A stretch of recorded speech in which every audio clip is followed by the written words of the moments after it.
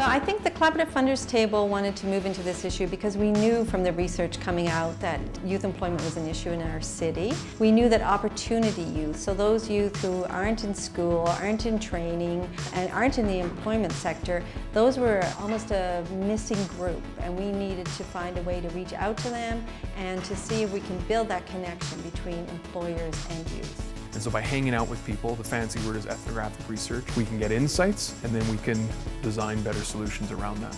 So this is an exciting day. These diverse teams have come together and testing's happened in community. And this is another round with Collaborative Funders Table and allies to be able to get some insights and sense of how might these prototypes work in the real world. The power is really in the prototype rather than saying, well, you know, these are the folks in power that will decide to go and what idea goes forward. We're saying, here's a potential idea that can help. Let's bring it out in the community. Let's test it. We needed employers in the room, we needed youth in the room, we needed youth serving agencies in the room, we needed funders, and we needed other stakeholders. And the best way of doing that, we thought, was to bring them all together with a purpose. And the purpose was the lab. It was abstract in the way that we were looking at a complex problem, but it was practical in the way that we were moving towards solutions and that there was funding available at the end of it. So that was really our thinking behind the whole process.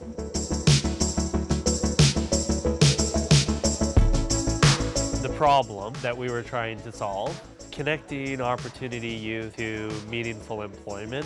Part of that is getting employers who are open and willing to explore opportunity youth for jobs. What we found is that often employers had misconceptions, bias, didn't know what was happening in this space. Like-minded employers that would get together, get an employer forum on opportunity youth. What we were able to do is we were able to do, it's I guess called a test or a trial run.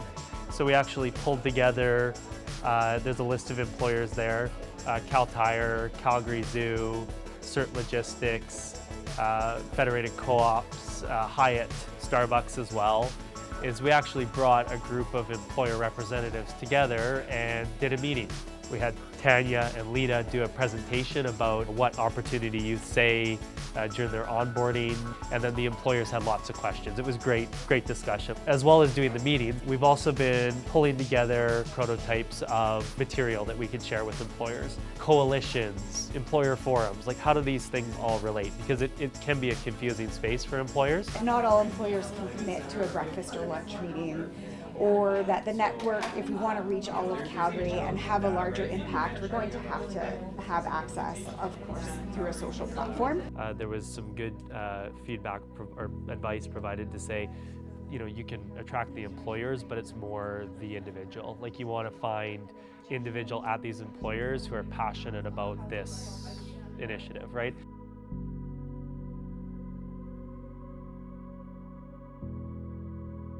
By definition, they're difficult to find. Connecting them to employment pathways was kind of the second piece. Focus on finding youth, going where they are, personal connections, and building trust. The very first test is we went out thinking that we were going to have youth talk to other youth. Yeah, the idea we started with was having this pro-social event with coaches, mentors, and all the youth together, right? But we never even got there because they didn't even, for $50, they wouldn't go talk to 3 other youth. They didn't follow through. We only paid 1 youth. We decided to go out in the field and just try to go where the youth were. There was some confusion around like if we were from a company or if we were trying to hire, but the idea is, you know, you engage with youth where they are. Some of the youth themselves to be involved in the mentorship program, and the idea being to help build more of that trust. That was one of the main challenges, is how do we find them? We didn't find enough youth in those kind of wanderings to make that a sustainable model. We know that. That's why we're talking about if we do it again, it would be got to find bigger events, got to find a way to get into a lot of festival, different places, especially free events, different places where there's just more people generally, and then we'll be more likely to find the youth we're looking for. If we hold an event, if we are able to get to that next step and we get to do this, would you like to be contacted? They shared their email, their phone number, their names. They did not have to. They could just get the $5 card and leave. And they shared it because they were engaged and they were interested. So when we found them, it works. We just need to find bigger numbers of them to make it more sustainable. When I looked at the numbers, almost every single person again really liked the idea of this coach mentor network, just someone to talk to about how to get a job.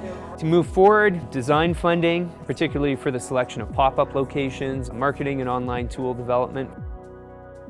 Well, I think the thing that we learned is that this is complex. It's not going to be a quick fix. That's what I learned.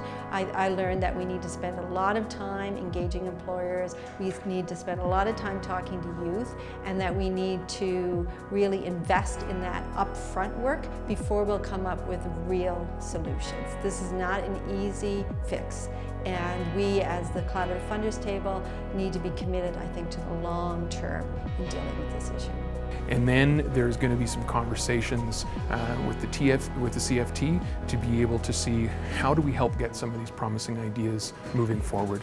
So it might be some more smaller tests, it might be pilots around that. So there'll be some conversations with different stakeholders. We'll also be checking back with Reg and Rose, our elders that have been advising on the lab, and making sure that these are still grounded in the Indigenous principles that Reg and Rose wanted this lab to be grounded in.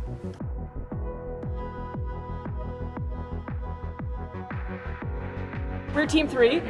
Our whole question was around how do we create a system that helps youth connect to an employer, show off their skills. We went through a few interviewing phases, a couple of youth groups and a couple of employers. We also had a few employers on our team. I have no experience, so I can't get a job, so I can't get experience, so I can't get a job. We based it in retail and hospitality simply because those were the employers that we had the most contact with. I guess our big idea came down to how do we rejig that experience of meeting an employer face-to-face to create an opportunity for skills demonstration, for personality and behavior. What is the key credential that they're looking for in recruitment? And really it came down to attitude. So entry-level customer service-based positions, peer mentorship, on-the-spot interviews, micro-credentialing, badging, using existing metrics for recognizing essential skills. At the end of it, could you come away with a little personalized video that you could attach as a link on your profile? This is who I am, this is how I talk about myself. One of the important things about the session where they'd be hands-on and doing the Olympics was for them to build confidence, because they don't have much on their resume. They did pick out a positive in terms of something he was doing, and he had a chance to say what he felt he could do better of, and then take that confidence into that 7-second video. Just to add to one part of the employer part, it's not that they just come to the table to create the Olympics, they need to have jobs on the table, because that's what's going to draw the youth in, and that's what's going to make it successful. And so can they cross-refer candidates that they're like, you know what, probably not the best for our environment, but really strong in these characteristics? No problem. Then the other employer says, aha, good. They've got McDonald's training, so they've got McDonald's skills, so they'll be fine where we Starting want. place.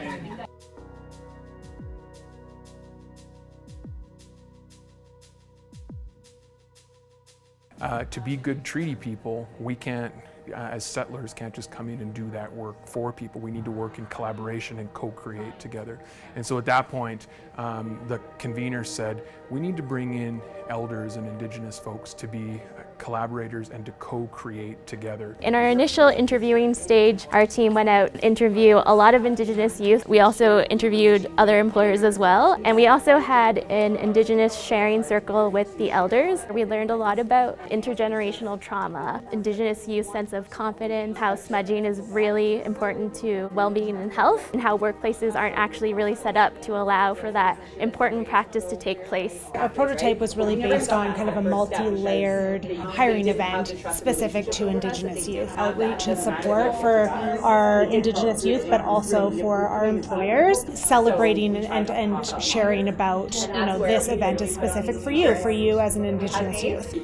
That pre-event night or event for our employers to start learning about Indigenous youth, and then going through that bus tour where we're really stopping at different locations across the city, do sharing circles. From there, that's when we would have the event, so the employers would come to the event. So we did get an opportunity to test 2 parts of our prototype. Employers out to a land teaching, and we had an elder, and he described it as foundational training around Indigenous history and the importance of land. And then we also did a store prototype test. We brought in Indigenous youth, like Indigenous art and music would be reflected, and also having one of our Indigenous youth play the role as a barista. This Cafe Calgary would provide to me. So those were really important things that also would affect our messaging to youth going forward as well. The lab process has been fascinating and a learning for us at the table, and I think for all the participants, and it did work, I think, to go down this route rather than going the traditional funding route.